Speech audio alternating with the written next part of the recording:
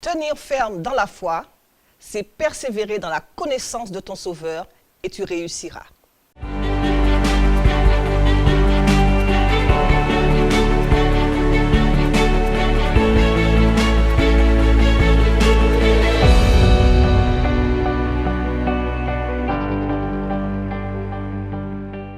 Tenir ferme dans la foi, c'est sur ce sujet que nous allons nous entretenir aujourd'hui. Pourquoi tenir ferme dans la foi? Parce que nous pouvons nous trouver face à des difficultés, nous pouvons nous trouver face à des vents contraires et l'incrédulité monte dans nos cœurs parce que nous ne tenons pas ferme dans la foi. Tenir ferme dans la foi, c'est tenir ferme sur la parole de Dieu parce que la foi vient de ce qu'on entend et ce qu'on entend vient de la parole de Dieu. Donc il faut que pour que tu puisses tenir ferme, lire déjà ta parole, la méditer et la nourrir, la consommer au-dedans de toi. Cette parole sur laquelle tu vas bâtir ta foi, elle est solide comme un roc parce que Jésus, qui est la parole lui-même, est le roc. Donc, pour que tu puisses tenir ferme dans la foi, il faut que tu lises cette parole. Mais souvent, nous sommes confrontés à des difficultés, comme je te disais au départ, et nous pouvons nous laisser aller au doute, nous laisser aller à l'incrédulité, même si nous connaissons qui est notre Jésus, qui est notre Sauveur, et qui est celui qui a frappé à la porte de nos cœurs pour nous appeler à venir à son admirable lumière. Thomas, qui a marché avec les disciples, n'a pas cru que Jésus était ressuscité. Il s'est présenté aux autres disciples dans cette chambre, mais lui, comme il n'a pas vu Jésus, pour lui, ce que les autres lui disaient, ce n'était pas la vérité. Il a été incrédule à ce moment-là, parce qu'il voulait voir de ses yeux que Jésus était vraiment vivant. Toi aussi, tu peux te retrouver dans des situations où si tes yeux ne voient pas, tu ne crois pas. Alors que Dieu te dit, il est préférable que tu ne vois pas et que tu crois. Parce que lui-même, quand tu as accepté dans ta vie, tu ne l'as pas vu. Tu as simplement cru dans ton cœur. Donc simplement, toi aussi, pour tenir ferme dans ta foi, il faut que tu t'accroches à cette parole qui est solide, qui est la parole de Dieu. C'est celle qui va te permettre d'être fort, d'être stable. C'est celle qui va te permettre de marcher sur les épreuves, de marcher sur les situations, de marcher dans les difficultés, parce que ta foi ne t'appuie pas sur tes raisonnements. Ta foi ne s'appuie pas sur tes pensées, ta foi ne s'appuie pas sur ce que tu vois de tes yeux charnels, mais ce que tu connais de ton Sauveur. Cette connaissance que tu acquiers en lisant cette parole, cette connaissance que tu acquiers en te réunissant avec les frères et sœurs pour entendre un enseignement puissant qui va te permettre de pouvoir décoder la parole, cet enseignement qui au quotidien te tient, qui te maintient dans la foi afin que tu puisses tenir ferme face aux épreuves.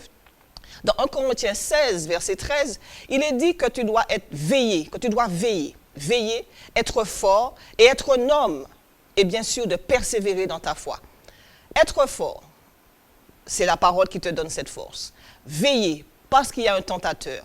Veiller, parce qu'il y a des situations tout autour de toi qui vont faire ébranler ta foi. Veiller, parce que vraiment, quand tu es dans le bonheur, quand tu es dans la joie, sache bien qu'il y a un convoiteur de cette joie qui est l'ennemi. Et il va tout faire pour te donner des pensées contraires à ta foi. Il va tout faire pour mettre des situations devant toi pour que tu puisses flancher dans ta foi. Il va tout faire pour que même tes amis vont te lâcher quand tu auras une difficulté. Mais sache que Dieu est en train de t'éprouver dans cette épreuve. Il veut fortifier ta foi afin que tu crois à cette parole qu'il a placée au-dedans de toi pour que tu puisses continuer à persévérer dans ta foi. Tenir ferme dans sa foi, c'est rester debout. Quel que soient les circonstances, quelles que soient les épreuves, quel que soit ce qui se passe autour de toi. Tu peux être confronté à un échec et tu peux douter. Tu peux être confronté à un divorce et tu peux douter de ce que Dieu t'a dit, qu'il a placé des plans de bonheur et de joie pour toi. Mais tu dois persévérer à croire que ce que Dieu t'a dit, il le fera. Parce qu'il te dit que si la bénédiction tarde, attends-la, elle s'accomplira certainement. Toi aussi, tu peux être confronté à l'échec, comme je disais tout à l'heure.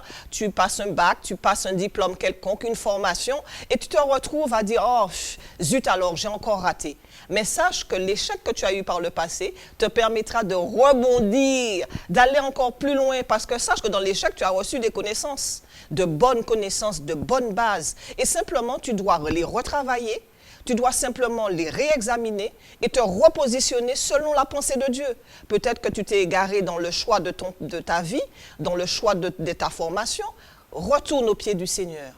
Fortifie-toi et sois ferme dans ta foi. Parce que ce que Dieu dit, il est fidèle pour aller jusqu'au bout avec toi. Il ne t'abandonne pas. Il est avec toi. Il t'accompagne. Et il te fortifie dans cette foi. Tiens ferme dans cette foi, surtout dans ces temps difficiles. Ces temps où tu vois, il y a le Covid. Ces temps où il y a la pandémie. Ces temps où tu vois les morts autour de toi. Tu vois ta famille en défaillance. Il y a des deuils. Mais toi qui as reçu cette foi ferme en Jésus-Christ, tu es là pour leur apporter le conseil qu'il faut. Le conseil éclairé, cette sagesse et cette intelligence. Daniel a été à Babylone. Il a été ravi. Il a été mis en esclavage.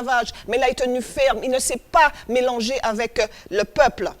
Il a simplement gardé l'espoir, il a simplement gardé l'espérance en son Sauveur, en son Seigneur. Il n'a pas mangé de mets souillés. Il a dit non, je ferai comme le Seigneur m'a dit de faire. Je mangerai des légumes et je serai fort. Et Dieu l'a fortifié. Dieu lui a donné de la sagesse, Dieu lui a donné de l'intelligence. Donc toi aussi, reste ferme dans ta foi et tu seras fort, tu seras vigoureux et tu seras un témoignage pour ta génération. Car celui qui t'a appelé, il ne retire pas ce qu'il a mis en dedans de toi. Il a placé des dons, il a placé des talents, il a placé un ministère, il a aussi placé des vocations pour que ta génération puisse faire un bond en avant. Car tu es l'homme de la situation, tu es la femme de la situation, tu es le jeune de la situation, car ton Sauveur est avec toi et il te dit, veille et tiens ferme dans ta foi et tu réussiras.